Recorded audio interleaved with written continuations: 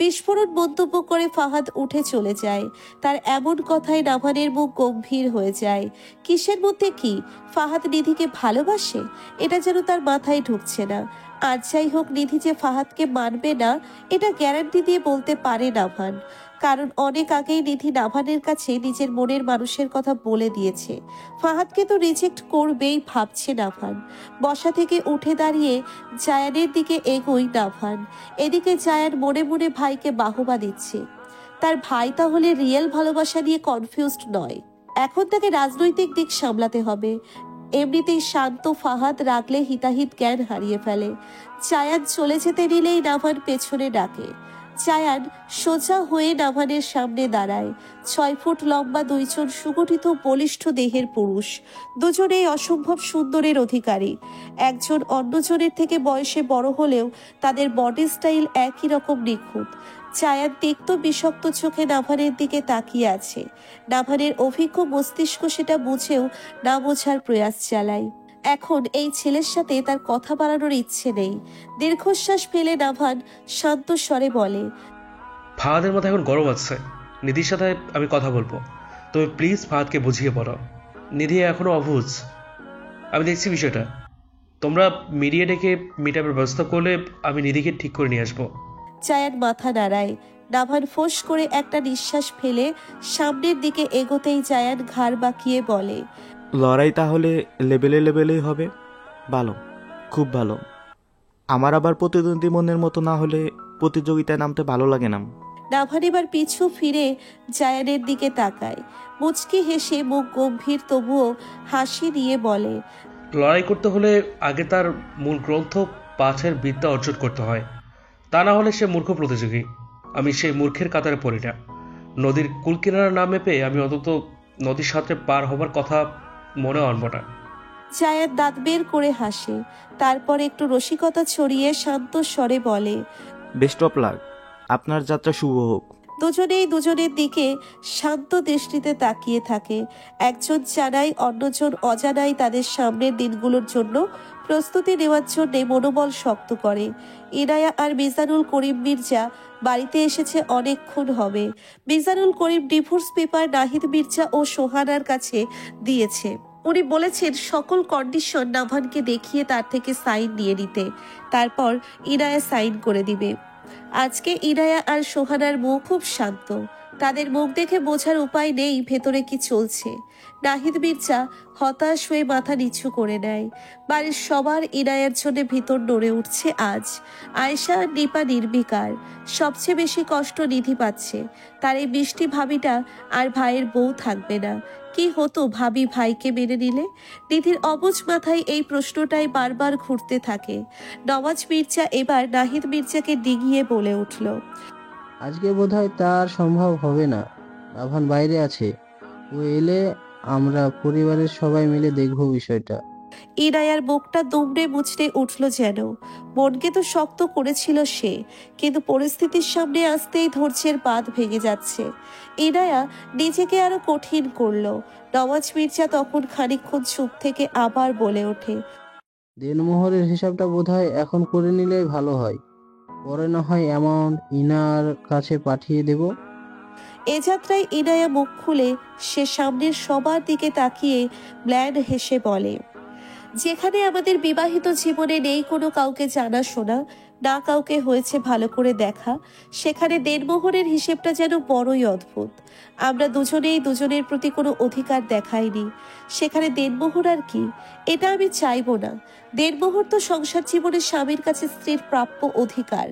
আমাদের তো কোনোদিন সংসারই হয়নি। দেনমোহরের দাবি আমি রাখবো না।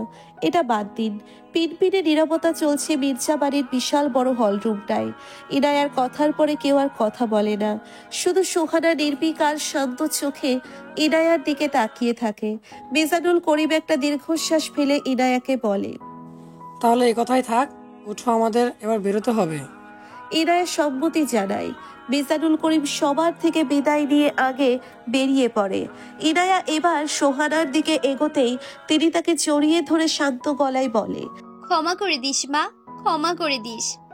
ইনায়া ব্ল্যান হেসে বাড়ির সবার উদ্দেশ্যে বলে, তোমরা কেউই আমার কাছে গিল্টি ফিল করবে না, যা হয়েছে তা আমার নিয়তি ছিল। আয়েশা মির্জা এবার ইনায়ার সামনে এসে ভাঙা গলায় বলল, তোর সাথে অনেক খারাপ ব্যবহার করেছি, আমি মন থেকে এমনটা করতে চাইনি। সব কিছু ভুলে যাস, দেখবি তুই অনেক সুখী হবি জীবনে। ইনায়া কিছু বলে না, দীর্ঘশ্বাস ফেলে সামনে হাঁটে। যেখানে জীবনটা তার যাতনার কালো রাতের আধারে ডুবে রয়েছে, সেখানে সুখের সূর্য উঠবে কি? নিজের মনকেই প্রশ্ন করে কোনো উত্তর পায় না ইনায়া। গাড়িতে উঠে বসতেই সেটি ধীরে ধীরে মির্জা বাড়ির মূল ফটকের দিকে এগোয়। মূল ফটক থেকে গাড়ি বের হতেই আরও একটা গাড়ি গেট পেরিয়ে মির্জা বাড়ির দিকে আস্তে করে ঢোকে। দুই প্রান্তের দুই গাড়িতে বসা দুটি ভিন্ন মানুষ চমকে উঠে গাড়ির জানালা ভেদ করে সামনে তাকায়। মিল হয় দুই জোড়া চোখের। একজোড়া চোখের ভেজা নেত্র পল্লব শান্ত নির্বিকার, তো অন্যজনের অবাক বিস্ময় ভরা চাহনি। যেন এটা হবার ছিল না। ইনায়াদের গাড়ি বামে ঘুরিয়ে দ্রুত গতিতে এগিয়ে চলেছে। পিছে ফেলে যাচ্ছে অবাকের চূড়ান্ত সীমায় থাকা নাভান শাহরিয়ারকে, যে এখন নিষ্প্রভ হয়ে তাকিয়ে আছে ইনায়াদের গাড়ির যাওয়ার দিকে। সব সংশয় সন্দেহ দূর হলো নাভানের।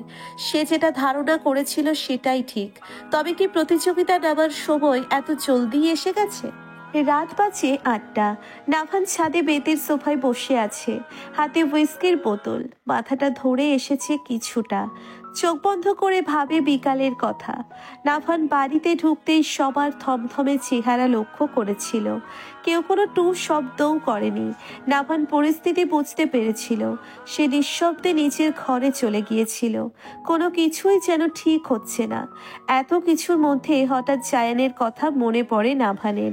তার ব্যবহার মোটেও ভালো লাগেনি নাভানের কাছে। প্রথমবার দেখায় জায়ানকে নাভানের কাছে খুবই সন্দেহ হচ্ছে। কিসের প্রতিদ্বন্দ্বীর কথা বলছিল জায়ান? কিছু তো একটা আছেই। ব্যস্ত হাতে ফোন টিপে নাভান কানে ধরে শান্ত গলায় বলে, হোয়াটসঅ্যাপে সমস্ত ডিটেল পাঠিয়েছি। আমার সাথে কিসের দ্বন্দ্ব তা খুঁজে বের করে এক্ষুনি। অপর পাশের ব্যক্তির কথা বোঝা গেল না। নাভান কথাই থাকতেই লক্ষ্য করে তার পাশে এসে কেউ দাঁড়িয়েছে। নাভান ফোন রেখে দেখে নিধি। কিরে, কিছু বলবি? বাবা মা তোমাকে নিচে যেতে বলেছে। নাভান চুপ করে থেকে শান্ত স্বরে বলে, তুই যা, আমি আসছি। নিধি নড়ে না, আমতা আমতা করতে থাকে। নাভান ভ্রুকুচকে জিজ্ঞেস করে, যাচ্ছিস না যে? বলবি কিচ্ছু? নিধি মাথা ঝাঁকিয়ে ছটপট নাভানের পাশে বসে পড়ে। তারপর মিনমিনে কণ্ঠে নাভানকে শুধায়, তুমি কি সারা জীবনই এমন থাকবে ভাইয়া? কেমন? নাভান গম্ভীর গলায় বলে। নিধি মুখটা করুণ করে ভাইয়ের উদ্দেশ্যে বলে, মানুষ কতদিনই আর বাঁচে বলো? এই ৬০ না হয় ৭০ বছর, হয়তো আরো কম, তাই তো? আচ্ছা, মূল কথায়। হুইস্কির বোতলে মুখ লাগিয়ে ছিম ধরা গলায় বলে নাভান। নিধি একটা দীর্ঘশ্বাস ফেলে বলে, তুমি আর কত একাকিত্ব জীবন কাটাবে? কি চাইছো তুমি? মায়ের উপর রাগ করে নিজেই তো অনেক শান্তি উপভোগ করলে। এখন তো এসব থেকে বের হও। মানুষ কতদিন একই জিনিস মাথায় রাখে? নাভান ম্ল্যান হাসলো। তার ভেতরের দহনটা বোধহয় নিধি বুঝল না। সে মলিন চোখে তার এই রহস্যময় ভাইয়ের দিকে তাকিয়ে থাকে।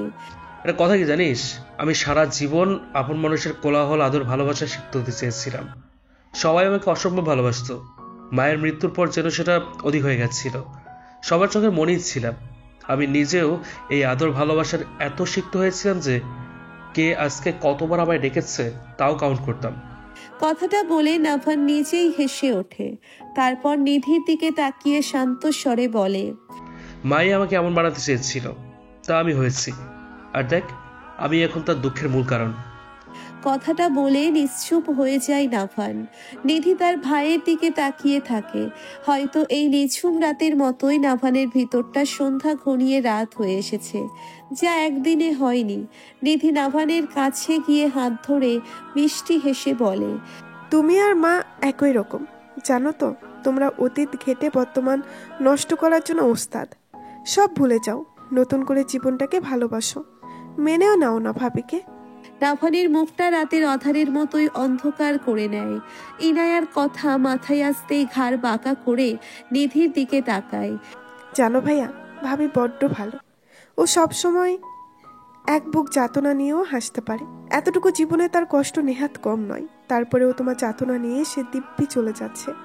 মায়ের সাথে পাল্লা দিতে গিয়ে তুমি এক নিষ্পাপ মেয়েকে অনেক কষ্ট দিয়েছ, যেটা তুমি মোটেও ভালো করনি। 9টা মাস লেগেছিল ভাবে ঠিক হতে। সে কয়েকবার সুইসাইড করতে গিয়েও নিজেকে দমিয়েছে। তোমার ভাবিকে পছন্দ না হলেও তো মাকে বলতে পারতে। বিয়ে করে চলে যাওয়াটা কি খুব দরকার ছিল? নিশ্চুপ নাভান শাহরিয়ারের মুখ যেন অতল গহ্বরে হারিয়েছে। কোনো জবাব সে তৎক্ষণাৎ মুখ ফুটে দিতে পারল না। নিধির থেকে চোখ সরিয়ে ছাদের নিচে আলোর শিখাতে তা নিবন্ধ করে। নিধি নাভানের হাত ছেড়ে দাঁড়িয়ে থাকে কয়েক মুহূর্ত।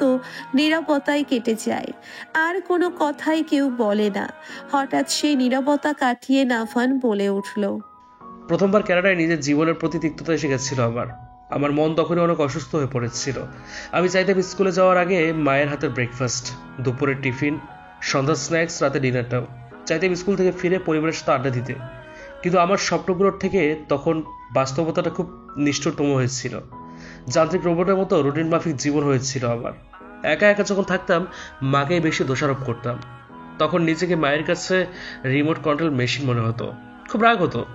সে বাংলাদেশে থেকেও আমাকে উপদেশ দিত, এভাবে চলে না, ওটা করো না, এটা করো না। সব মিলিয়ে আমার জীবনের সুখটাই আমি খুঁজে পাইনি। অনেক বছর পর যখন অদিতি আমার জীবনে এসেছিল, তখন নিজেকে অনেক রিল্যাক্স মুডে ফিল করেছিলাম। আমি ভেবে নিয়েছিলাম এটাই হয়তো আমার হ্যাপিনেস হবে। তাতেও মায়ের অনিচ্ছায় আমার ভালো লাগেনি। মাকে বুঝিয়ে কোনো লাভ হয়নি, সে অদিতিকে মানবে না। আমার তখন মনে হয়েছে মা আবার আমার জীবনটা অন্ধকার করে দেবে। কিন্তু মাতৃতে দোহাই দিয়ে যখন ইনায়াকে মা বিয়ে করতে বলে, তখন আমি আর নিজের মধ্যে ছিলাম না। নিজের পছন্দ মতো কি আমি লাইফ পার্টনার সিলেক্ট করতে পারবো না? মা তো ছেলে বউ চেয়েছে, তাই পরের কাজগুলো মায়ের সাথে রাগ দেখিয়ে করা।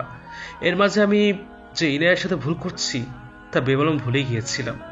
নাভান নিশ্চুপ হয়ে যায়। নিধিও চুপ করে থাকে। খানিকক্ষণ বাদে পিঠে কারো হাত পড়তেই চমকে ওঠে পিছনে ফিরে নাভান। সোহানাকে দেখতে পেয়ে চোখ দুটো শীতল হয়ে আসে নাভানের। পিছনে তার পুরো পরিবার দাঁড়িয়ে আছে। সোহানা নাভানের হাত নিজের হাতের মুঠোয় পুরে তার পাশে বসে। তারপর নরম গলায় বলে ওঠে, আমি আসলেই তোমার সৎ মা। আমি তোমার মা হতে পারিনি। পারলে বোধ হয় তোমার চোখের ভাষা বুঝতে পারতাম। কিন্তু ট্রাস্ট মি বেটা, আমি তোমার জীবনে কখনো দুঃখ দেখতে চাইনি। আমার সব সময় মনে হয়েছে তুমি আমার কাছে সেই ছোট্ট নাবালক নাভান রয়েছো, যে পৃথিবীর গোলকধাঁধা পার করতে পারবে না। তোমাকে আমি স্ট্রং সুশিক্ষিত করতে চেয়েছিলাম, ভেঙে দিতে চাইনি। কিন্তু নিজের অজান্তেই আমি তা করে ফেলেছি। তার জন্য সরি। কিন্তু নাভান, তুমি যতই বড় হও না কেন, যতই নিজের বুঝকে বাহবা দাও না কেন, আমি একটা কথাই বলবো, অদিতি তোমার যোগ্য ছিল না কখনো। সে তোমাকে কখনোই বুঝতে চেষ্টা করতো না। তাই তোমার ভালোর জন্য আমি ইয়ানাকে তোমার জীবনে এনেছিলাম, যে তোমাকে ভালো রাখবে এবং ভালোবাসবে। কথাগুলো বলে দম ফেলে সোহানা। বাড়ির প্রতিটি সদস্যের চোখে পানি। নাহিদ মির্জার ভেতরে একটু ভালো লাগছে। হয়তো মা ছেলের ভুল বোঝাবুঝি ভেঙে সবকিছু ঠিক হবে। আয়েশা মির্জার এবার যেন চিন্তা কমলো। তার পরিবারের সুখ হয়তো আসবে সামনে। নওয়াজ মির্জা আর নেপালও তাই। তারাও জানে নাভানকে কত ভালোবাসে সোহানা। নাভানের কঠিন পাথরের পুরুষ হৃদয়টা মায়ের সামনে গলে পানি হয়ে গিয়েছে। তার চোখেও পানি চিকচিক করছে। তার মা ঠিক, অদিতি তার জন্য ভালো হতে পারতো না। সোহানা এইবার ডিভোর্স পেপারটা নাভানের হাতে দিয়ে মলিন কণ্ঠে বলে, আমি তোমার জীবন অশান্তিতে ভরিয়ে দিয়েছিলাম। এই নাও সুখের চাবিকাঠি, এটা দিয়ে প্রথম সুখ খুঁজে নাও। আমি আর তোমার জীবনে কোনো কিছুতে ইন্টারফেয়ার করব না। নাভান ভেজা নেত্র পল্লব ঝাপটায়। ভেজা সিক্ত চোখে তাকিয়ে থাকে ডিভোর্স পেপারের দিকে। এটার মাধ্যমেই সে ইনায়াকে মুক্তি দিতে পারবে। মায়ের পানে এক নজর তাকিয়ে তাকে জড়িয়ে ধরে নাভান। অতঃপর বিড়বিড় করে একবার নয় অসংখ্য বার বলে ওঠে, ভুল হয়েছে মা, আমি বড় একটা ভুল করেছি, আমাকে তোমার মাফ করে দাও। সোহানা ছেলেকে বুকে নিয়ে কেঁদে উঠলেন। বহু বছর পর এমন হয়েছে যে নাভান তাকে মা বলে বুকে ঝাঁপিয়ে পড়েছে। তার জন্যে দায়ী সে নিজেই। সোহানার মনে পড়ছে না কবে নাভান তাকে এইভাবে জড়িয়ে ধরেছিল।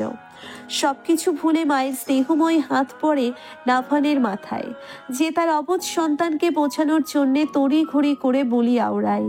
সব ঠিক হবে বেটা, সব ঠিক হবে, তুমি এটা ঠিক করে নিও। বাড়ির প্রতিটি সদস্য প্রশান্তির দৃষ্টিতে তাদের দিকে তাকায়। এই তো যেন শান্তি নীরের শান্তি ফিরে এসেছে। তার বাহক যেন মির্জার সবাই। প্রয়োজনীয় কিছু জিনিসের জন্য মার্কেটে এসেছে ইনায়া, তিথিকে বলেও আসেনি। কি জানি হঠাৎ করে কি হলো, রাত হলেও প্রচুর ভিড় এখানে, মহিলারাই বেশ ভিড় করে আছে। ইনায়া ভেবে পায় না বাচ্চা কাচ্চা ফেলে এরা রাতে কেন শপিং করতে আসে। কাপড়ের দোকান ডিঙিয়ে সামনে হাঁটতে থাকে ইনায়া। হঠাৎ একটা চুড়ির দোকানে চোখ যায় ইনায়ার। সে সেদিকেই যায়। নানা রঙের চুড়ি যেখানে আছে পাথরের কাচের ভিন্ন ভিন্ন রং। ছোট থেকে ইনায়ার চুড়ি পরার শখ।